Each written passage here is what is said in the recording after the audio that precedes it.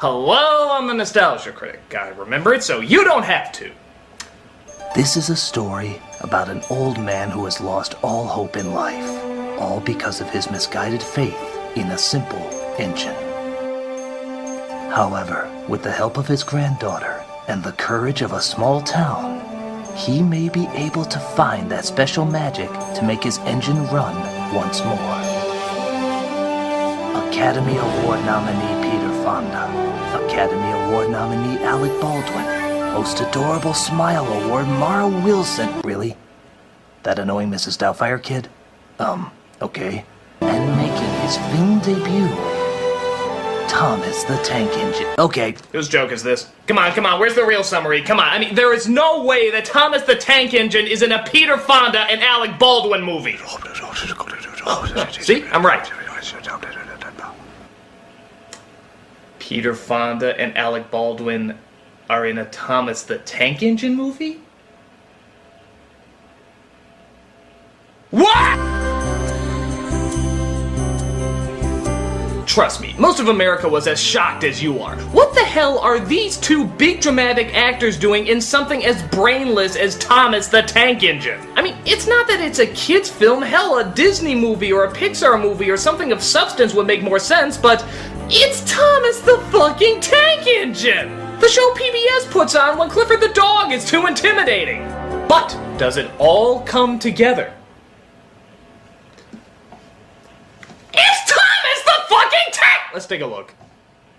Meet Thomas. He's our #1 hero. Hello! So immediately, you're hoping Mr. Rogers' trolley comes in and kicks the oiled asses out of these characters, but unfortunately, we're not so lucky. We do, however, see our first problem with this film. 7, 8... Who do we appreciate? Practicing your numbers, Gordon. I'm counting how many seconds late you are. The mouths don't move! And it's fucking creepy! I mean, I understand on the show, because it looks like they have a budget that makes Gumby look like Studio Ghibli, but come on, you got Peter Fonda in this! You don't want Peter Fonda to think you're this goddamn lazy, do you? You got enough facial expressions in your library, but you can't come up with one motor to go inside the character's lips to make it move up and down? Come on, I can do better. Watch!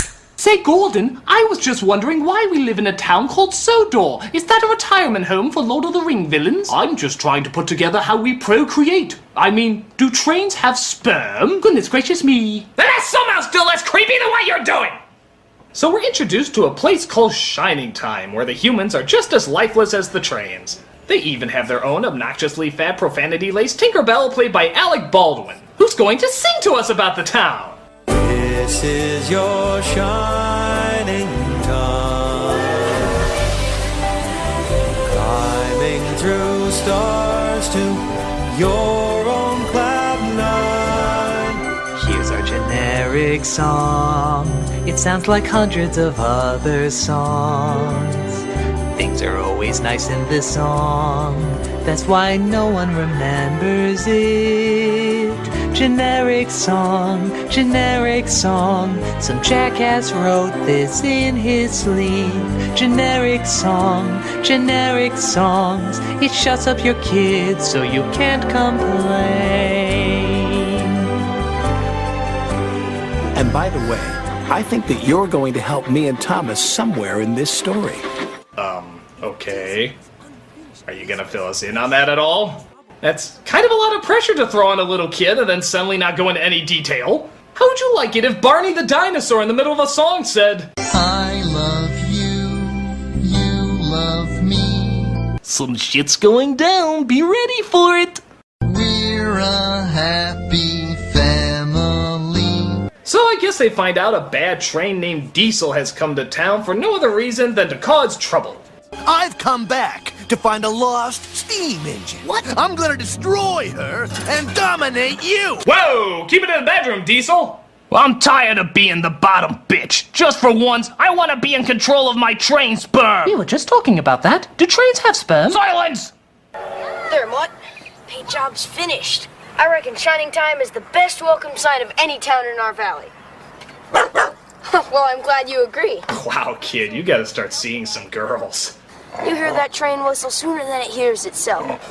Well, all that excitement gets him working his way up to Muffle Mountain, where Peter Fonda plays the owner of a tank engine he's named Lady, whom we heard about earlier. Long ago, I made a mistake as Lady's caretaker. An evil diesel found Lady and threatened to destroy her. He chased her, used up all her coal, and then he crashed her. I tried my best to fix her up, but I've never been able to make up for the mistake I made. Okay, Peter, I'm just gonna tell you right now, you're trying way too hard here. This isn't Yuli's Gold, it's Thomas the fucking Tank Engine! I don't usually say this, but we'd understand if you don't put your all into it. I mean, why can't you be more like... It is a very important day. Well, maybe not like this. Yes, if Peter Fonda is too miserable in this movie, then Alec Baldwin is far too happy. He plays Mr. Conductor. Think Bob the Builder's lobotomized grandpa and you'll have a pretty good idea of what he's like. Stacy, where did you find this painting? In an old locker. No, lady. The proper response is, ah! Demon, demon, ah! This place looks like the island of Sodor, but how would Burnett Stone travel there without gold dust? I guess he travels back and forth between Shining Time and Sodor, and that's why people aren't pissing themselves with terror whenever he arrives. But what's so weird about it is that there's nothing really magical about Sodor except for the fact that the trains talk. Wouldn't it make more sense just to have it all take place in one world? Why not just have a world where trains talk and that's it? Why have the real world in it at all? Hey, would you like to go to the magical land of Corridor? I sure would! Looks just like the real world. What's so magical about it? Well, that mask over there can smell garlic chicken spring rolls.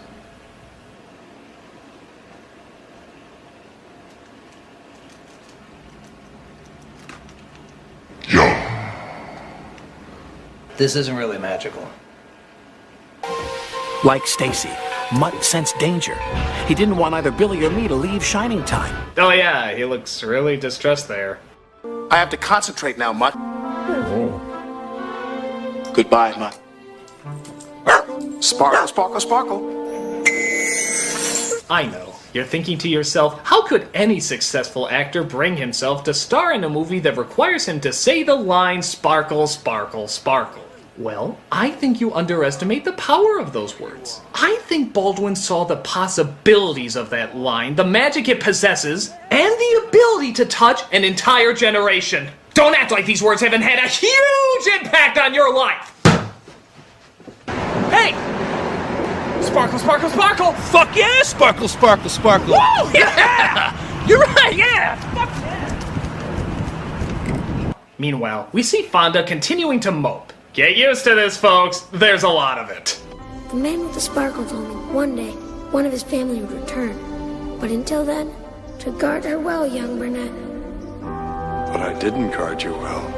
For God's sake, lighten up! It's Thomas the fucking Tank Engine! Save it for a movie that deserves it! Like 310 to Yuma or The Limey! Even Ghost Rider deserves more energy than this! I just don't seem to understand about magic anymore. Okay, we're going to break while I get someone to clearly show him how not to give a shit in a performance. Yes, sir. Yes, give me the girl from the remake of Miracle on 34th Street. Oh, by the way, sir. Huh? Sparkle, sparkle, sparkle. Fuck yeah! Sparkle, sparkle, sparkle! Ah! Here we go, Fonda. This is the proper performance to give in this movie. Mara Wilson. Clearly going through puberty, clearly at the age where she's embarrassed to be seen in this piece of crap, and clearly just doing this to pay off her future student loans. Watch this performance and tell me if at any moment she looks invested. Grandpa's been so sad since Grandma Tasha died. Did you get his present? Here. I'm making him a friendship bracelet. Awkward expression. Honey, that's beautiful. Don't know how or where to look. But I'd rather just stay here with you. No commitment whatsoever. I know. Come here. Give the same uncomfortable hug you'd give a Chuck E. Cheese animatronic. I'm gonna go up this way. Okay. And leave the actress you obviously just met today. You see, Fonda? That's what we're expecting. Learn from the master. She clearly doesn't give a crap. So we find out a little bit more about that lady engine and why Diesel wants to destroy her so much. Diesel knows that the lost engine in the legend really exists. What legend? Of an engine whose magic makes her more powerful than Diesel will ever be. That's why he wants to find her. By the way, you notice something seriously lacking in Thomas the Tank Engine? Yeah, Thomas the Tank Engine! He's barely in this! He shows up, smiles, and then we cut to either overacting, underacting, or good God, it's Thomas the fucking Tank Engine acting! Oh well, maybe Baldwin can bring some balance back to this flick, as he stands here completely alone and yet talks to himself. So who dropped the ball then? Oh, there you are. I'd like to have a nice cup of hot cocoa. Would you fellas care to join me? No? What would you rather do instead? Go outside and play? Well, I can understand that. What do you think? Why do you keep hitting him like that? You're gonna have a timeout. Oh, 30 Rock, please give him a career. I'm sure he'll gladly sacrifice his thin physique and black hair if you only give him a hit show. But Diesel arrives as Baldwin discovers he suddenly can't use his sparkle, sparkle, sparkle. Losing your sparkle, huh? All we can do is hold our blowjob faces. What is that? That's right, it's sugar, Diesel. And if I throw this in your tank, it'll seize you up for good. Wait, so sugar is the big kryptonite in this world? Well, why doesn't he just carry a packet of Splenda around all the time then? Or hell, if the magic dust is so magical, can't he just bring a normal-sized person into the world? There'll be a giant there! So, where's Dad? Think, people! Think! My family never really told me what to do in a gold dust crisis. They only said if you can't remember the clue, the windmill will remind you. But where is the windmill? So he tries to figure out his sparkle impotency, but thankfully, hope comes in the form of Haley Joel Osment in a wig. I don't suppose you know where track 3 is, do you? Is it that one? Well, why not? What the hell could go wrong? Just getting on a train that could go anywhere that I was advised by a dog to board. It's not like it could lead to another crazy Alec Baldwin breakdown. I notice you left your thinking cap behind. Try these instead. They're good for the brain.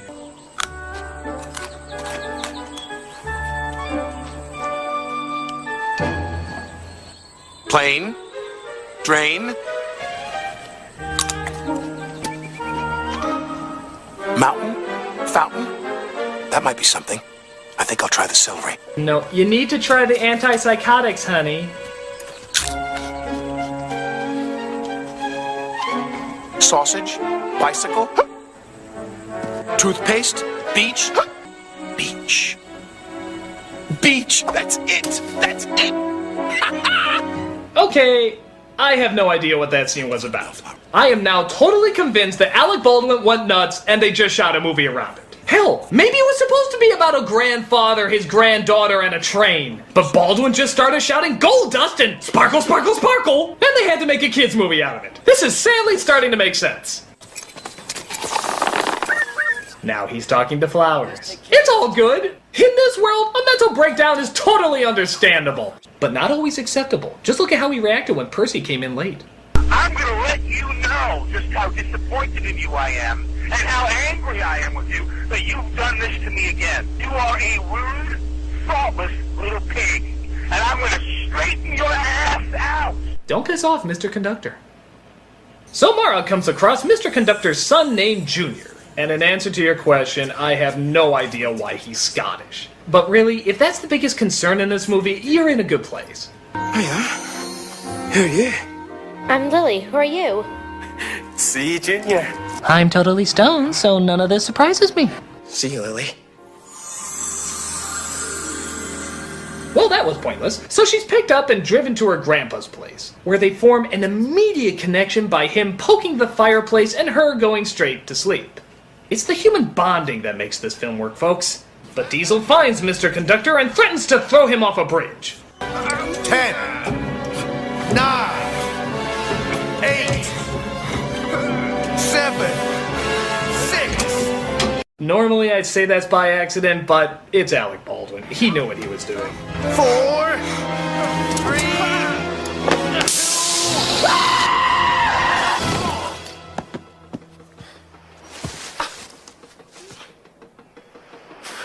Did you put all this here for me? But you must have known that I was coming. How kind of you. I, Alec Baldwin's delusion? Is this all Alec Baldwin's delusion?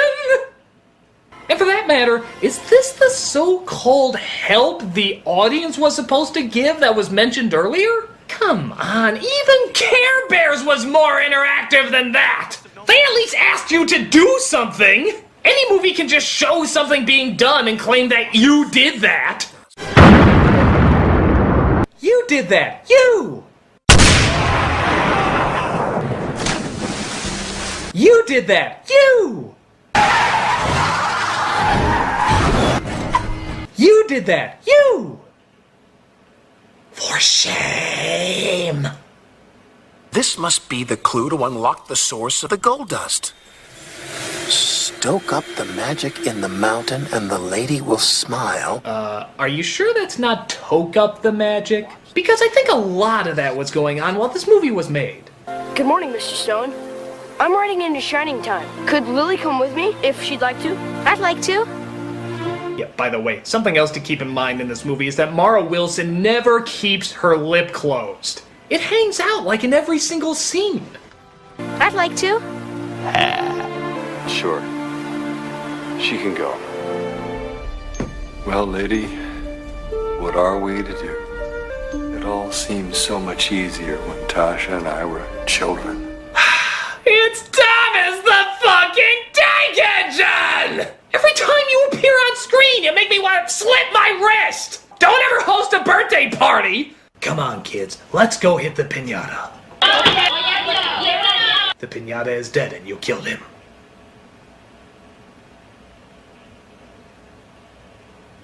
But Mara comes across Junior again and she convinces him to take her with him to Sodor.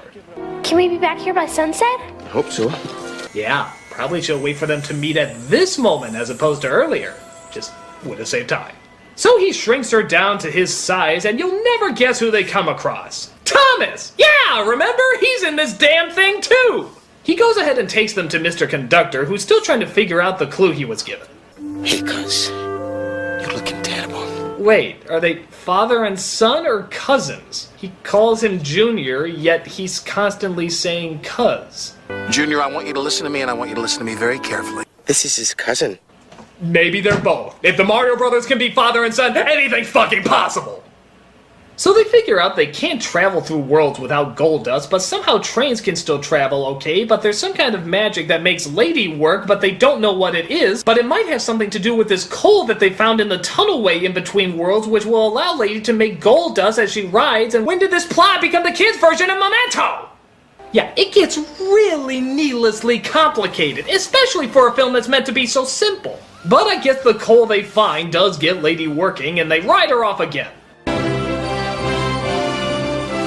Well, my lady, the lights are all green for you now. Well, take some Prozac. But they come across the evil Diesel, and they have to outrun him.